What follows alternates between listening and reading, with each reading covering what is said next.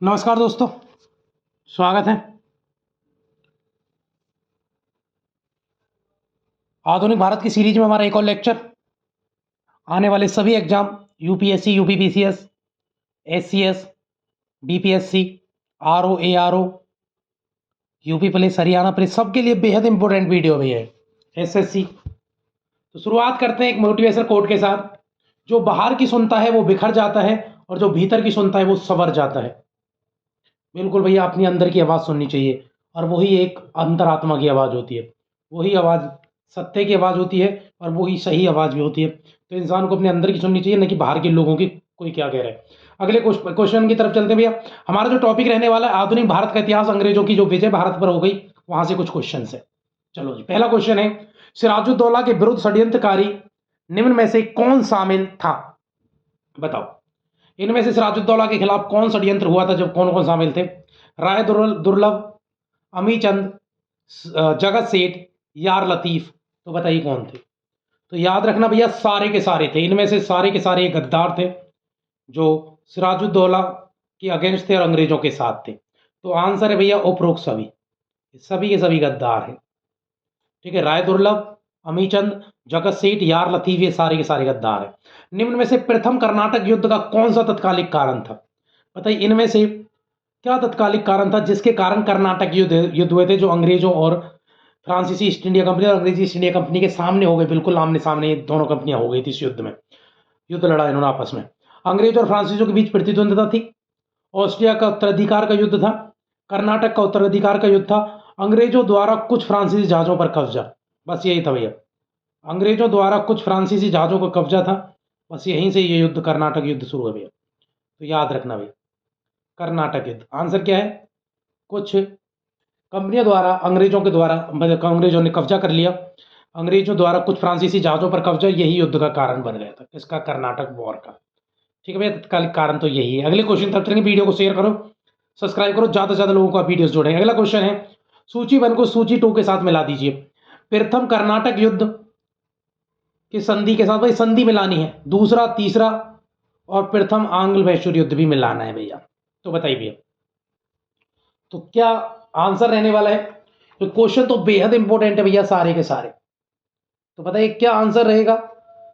बात करते भैया, क्या आंसर रहेगा? चलो मिलाओ। प्रथम कर्नाटक युद्ध में क्या हुआ था? पहले कर्नाटक युद्ध में क्या हुआ था प्यारे बच्चों? बताओ, जल्दी बताइए क्या आंसर रहेगा, क्योंकि क्वेश्चन बेहद इंपॉर्टेंट है। वीडियो को शेयर करेंगे, सब्सक्राइब करेंगे और ज्यादा से ज्यादा लोगों के साथ आप जोड़ने का प्रयत्न करेंगे भैया। चलो, प्रथम कर्नाटक जो युद्ध था वो क्या था? तो देख लो भैया, प्रथम कर्नाटक युद्ध, किधर मारकर किधर, एक मिनट। हाँ, प्रथम कर्नाटक युद्ध भैया एक्सला सेपेल संधि के साथ युद्ध हुआ था। जब अंग्रेजों भैया, जब ब्रिटेन और फ्रांसीसियों के बीच जब यूरोप में इस संधि के साथ युद्ध समाप्त हो गया, तो यहाँ कंपनियों का भी प्रथम कर्नाटक युद्ध समाप्त हो गया। तो पहले का चौथा भैया, पहले का चौथा जहां भी मिले आंसर आ जाएगा। तो भैया ये आंसर, तो आंसर है सी इसका। तो क्या आंसर रहने वाला प्यारे बच्चों? आंसर रहेगा तीसरा, यानी आंसर रहेगा सी। ठीक है, प्रथम कर्नाटक युद्ध जो था वो एक्सला सेपेल्स की संधि के साथ अंत हुआ है। द्वितीय कर्नाटक युद्ध पेरिस की संधि के साथ अंत हुआ था भैया। द्वितीय कर्नाटक युद्ध का अंत हुआ था, कैसे हुआ था? तो ये निर्णायक युद्ध था, याद रखना। दूसरा जो कर्नाटक युद्ध था ये क्या था? निर्णायक युद्ध। इसका कोई निर्णय नहीं निकला था। प्रथम कर्नाटक युद्ध एक्सला सेपिल के साथ, दूसरे का कोई निर्णय नहीं। तीसरा कर्नाटक युद्ध पेरिस की संधि के साथ समाप्त हुआ था। याद रखना, तीनों संधि आ चुके हैं। पहला पूछेंगे तो पहला एक्सला सेपिल के साथ, दूसरा निर्णायक था, तीसरा कर्नाटक युद्ध पेरिस की संधि के साथ। तो याद रखना, ये पहले के साथ आपको चौथा मिलाना है, दूसरे के साथ पहला मिलेगा, तीसरे के साथ दूसरा, तीसरा मिलेगा, तीसरे के साथ तीसरा मिल रहा है। और प्रथम मैसूर युद्ध में भैया अंग्रेज हराए थे हैदर अली ने। तो याद रखना, अंग्रेज जाकर मद्रास में अपनी व्यापारिक कोठी में छिप गए थे, वहीं जाकर घेरा डाला हैदर अली ने और अंग्रेजों को हैदर अली के पैर पकड़ने पड़े थे भैया, माफी मांगनी पड़ी थी, तब जाके छोड़ा था उसने। तो याद रखना, ये इंपोर्टेंट क्वेश्चन है। इसके 4 बने। प्रथम कर्नाटक युद्ध एक्सला सेपिल संधि के साथ अंत हुआ। तृतीय कर्नाटक पेरिस की संधि, दूसरा निर्णायक रहा था। ठीक है, प्रथम मैसूर युद्ध ब्रिटिश सरकार की हार।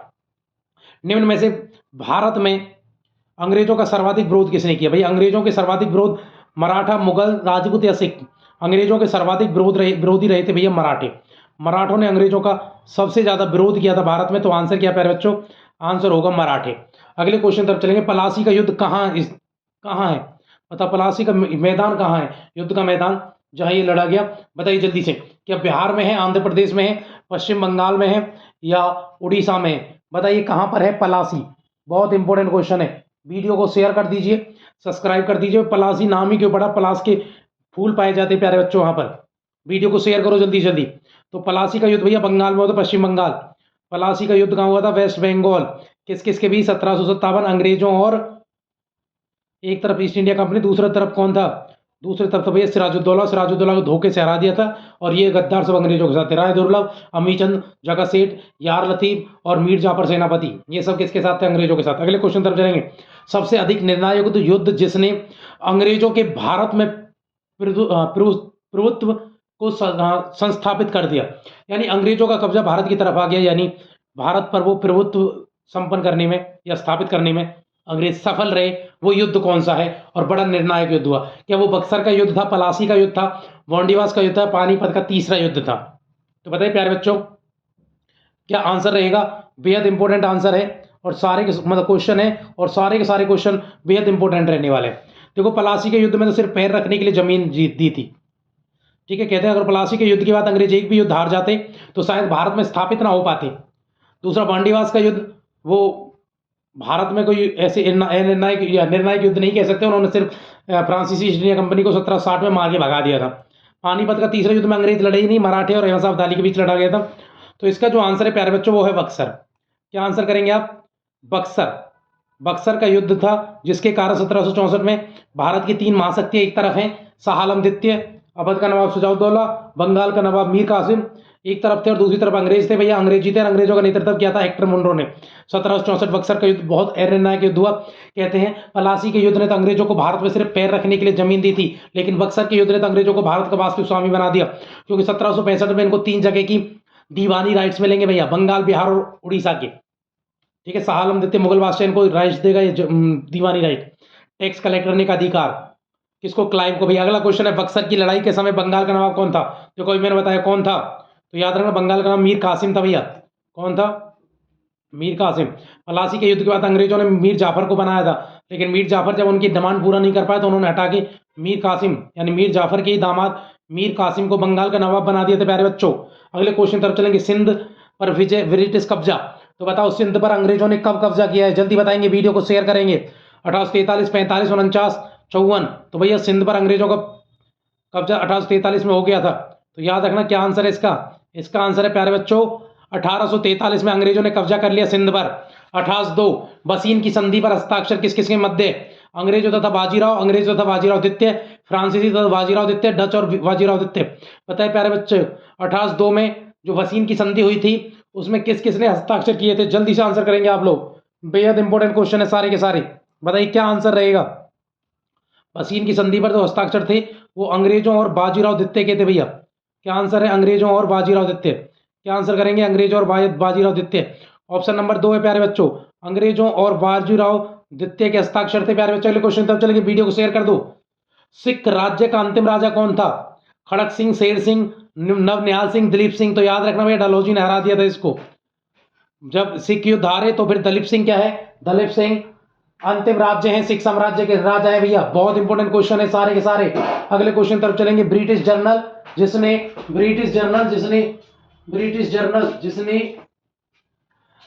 जिसने हैदर अली को पोर्टो नोवा के युद्ध में हराया, बताइए किसने, ब्रिटिश जनरल ने हैदर अली को पोर्टो नोवा के युद्ध में हरा दिया था।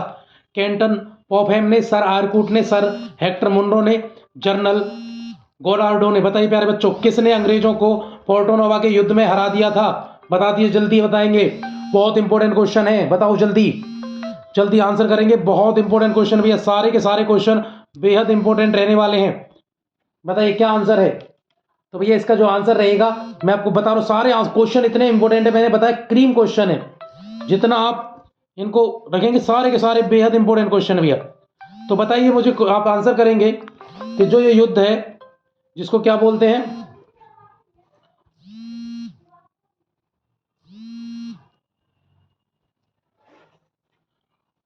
क्वेश्चन है भैया हमारा, क्या क्वेश्चन था, ब्रिटिश जनरल जिसने हैदर अली को पोर्टो नोवा के युद्ध में हराया या कैंटन पोपहेम था, सर आयरकूट था, सर हेक्टर मुनरो था, या जनरल गोडार्ड था? तो बताइए क्या आंसर है? जल्दी से आंसर करेंगे। सारे के सारे क्वेश्चन इतने इंपॉर्टेंट है बिल्कुल। तो याद रखना, सर आयरकूट ने हराया था। मार्कर मार्कर मार्कर मार्कर, ये रहा प्यारे बच्चों, सर आयरकूट ने, ये नीचे सेकंड, सर आयरकूट ने हराया था किसको? हेक्टर मुनरो को। सॉरी, किसको? हैदर अली को। हैदर अली को किसने हराया था? सर आयरकूट ने। क्या आंसर है प्यारे बच्चों? आंसर करेंगे आप क्या? Sir Eyre Coote. तो आंसर होगा सर आयरकूट। निम्नलिखित भारत शासकों में से जिसने विदेशों में आधुनिक पद्धति का दूतावास स्थापित किया था, बताओ वो कौन था? आधुनिक पद्धति का, बहुत विदेशों में आधुनिक पद्धति का दूतावास स्थापित किया था उस व्यक्ति ने, बताओ कौन था वो? तो भैया उसका नाम है Tipu Sultan. Tipu Sultan, option number D. क्या आंसर भैया? टीपू सुल्तान ने आधुनिक पद्धति का दूतावास स्थापित किया था, टीपू सुल्तान ने। ठीक है, टीपू सुल्तान ने जैकोबिन क्लब की सदस्यता भी ली थी। कहाँ? फ्रांस से, क्योंकि फ्रांस की वो सहायता लेना चाहता था अंग्रेजों के खिलाफ भारत को विजय प्राप्त करने में। इसने स्वतंत्रता का वृक्ष भी लगाया था भैया टीपू सुल्तान। इसको शेर मैसूर के नाम से जाना जाता है। इसने ही कहा था कि भैया शेर की तरह जीवन जीना अच्छा है, थोड़ा समय शेर की तरह जीवन जीना अच्छा है, बहुत ज्यादा समय भेड़ की तरह जीने से। तो भैया हमारी वीडियो आज यही समाप्त होती है। हमारी वीडियो को आप शेयर करेंगे, सब्सक्राइब करेंगे, ज्यादा से ज्यादा लोगों को आप हमारी वीडियो। अच्छा, अभी क्वेश्चन रहते हैं प्यारे बच्चों, अच्छा क्वेश्चन रहते हैं, अभी देख लो, अभी क्वेश्चन रहते हैं। अगला क्वेश्चन है, निम्नलिखित में से कौन सा एक सुमेलित है? बाकी सुमेलित नहीं है, सिर्फ एक ही सुमेलित मिलेगा। प्रथम आंग्ल मैसूर युद्ध में हैदर अली पराजित हुआ था? नहीं, हैदर अली ने अंग्रेजों को हराया। द्वितीय आंग्ल मैसूर हैदर अली ने अंग्रेजों को पराजित किया? नहीं भैया, हैदर अली की बीच में ही डेथ हो गई थी, पहले में पराजित किया था। तीसरी आंग्ल मैसूर युद्ध में टीपू सुल्तान युद्ध जीता और अपना भूभाग अंग्रेजों को नहीं दिया? नहीं भैया, टीपू सुल्तान लड़ता हुआ मारा गया, नहीं सॉरी, लड़ता अंग्रेज मतलब टीपू सुल्तान हारा था, और भैया इसको एक बहुत बड़ा क्षेत्र अंग्रेजों को देना पड़ा था। अंग्रेज इनके दो बेटों को भी ले गए। चतुर्थ आंग्ल मैसूर युद्ध, टीपू पराजित हुआ, युद्ध के मध्य दिवंगत हो गया, नहीं मारा गया। ये ठीक है भैया, लास्ट वाला बिल्कुल ठीक है प्यारे बच्चों। अपनी राजधानी की रक्षा करते हुए ये मारा गया था कौन? टीपू सुल्तान श्रीरंगपट्टनम की राजधानी की रक्षा करते हुए डेथ हुई किसकी? टीपू सुल्तान की। आंसर नंबर है भैया डी। क्या आंसर है प्यारे बच्चों? इसका आंसर है डी। तो क्या आंसर करेंगे? इसका आंसर है डी। ठीक है, ये आंसर है भैया। अगले क्वेश्चन की तरफ चलेंगे। अगला क्वेश्चन है, निम्न भारत कथनों से पर विचार कीजिए। पानीपत के तृतीय युद्ध में अहमद शाह अब्दाली ने इब्राहिम लोदी को पराजित किया। पानीपत के तीसरे युद्ध में अहमद शाह अब्दाली ने इब्राहिम लोदी को पराजित किया? बहुत गलत है, क्योंकि अहमद शाह अब्दाली ने पानीपत का तीसरा युद्ध अफगानों से लड़ा, सॉरी किससे लड़ा था? मराठों से लड़ा था। किससे लड़ा था? मराठों से। इब्राहिम लोदी तो अफगानी था। तो याद रखना, अहमद शाह अब्दाली तो खुद भी अफगानी था, याद रखना, ये भी था, आपस में थोड़ी लड़ेंगे। तो पानीपत के तीसरे युद्ध में अहमद शाह अब्दाली ने मराठों को हराया था प्यारे बच्चों। अगला क्वेश्चन, तृतीय आंग्ल मैसूर युद्ध में टीपू सुल्तान की मृत्यु हुई? ये तो ठीक है भैया, तीसरे आंग्ल मैसूर युद्ध टीपू सुल्तान मरा था। प्लासी के युद्ध में सिराजुद्दौला की पराजय के लिए मीर जाफर ने अंग्रेजों से मिलकर षड्यंत्र रचा? बिल्कुल रचा। 2-3 ठीक है भैया। आंसर क्या है? 2 और 3 प्यारे बच्चों। आंसर क्या है? 2 और 3, तीसरा आंसर है इसका। अगला क्वेश्चन, निम्न में से कौन सा युग्म सुमेलित नहीं है? बताइए।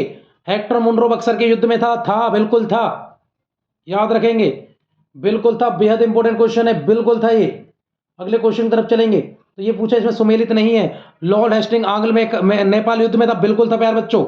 लॉर्ड वेलेज चौथे मांग्ल में? बिल्कुल। हंस वेलेजली, ऐसे एक ट्रिक मैंने बताई थी आप लोग ऑफलाइन क्लास में, बिल्कुल। तो आंग्ल मैसूर युद्ध, लॉर्ड वेलेजली चौथे आंग्ल मैसूर युद्ध में थे, बिल्कुल ठीक है। तो भैया क्या है? पहले 3 मिल रहे हैं, लॉर्ड कॉर्नवालिस तृतीय आंग्ल मैसूर युद्ध में थे? नहीं थे भैया। तीसरे आंग्ल मैसूर युद्ध में नहीं थे। कौन? कॉर्नवालिस। आंग्ल मराठा युद्ध नहीं थे, ये आंग्ल मैसूर युद्ध में था, तीसरे में, इसमें नहीं था। ठीक है जी, याद रखना। तीसरे में बेलजली था, हेस्टिंग्स था। हेस्टिंग्स था भैया मराठे वाले में, ये नहीं था। कॉर्नवालिस किसमें था? तीसरे आंग्ल मैसूर युद्ध में था। तो भैया आंसर क्या होगा? नीचे वाला गलत है, क्योंकि तीसरे मैसूर युद्ध में ना था कि ना कि आंग्ल मैसूर में था, ना कि आंग्ल मराठा में। आंग्ल मराठा में हेस्टिंग्स था। तो भैया इसका आंसर क्या है? चौथे का लास्ट वाला गलत है। हेक्टर मुनरो बक्सर में था, बिल्कुल ठीक है। लॉर्ड हेस्टिंग्स आंग्ल मैसूर में, ठीक है। लॉर्ड वेलेजली चौथे में था, ठीक है भैया। आपको हमारी वीडियो शेयर अच्छी लगती है, वीडियो को शेयर करें, सब्सक्राइब करें, ज्यादा से ज्यादा लोगों को जोड़ें। जय हिंद, जय भारत।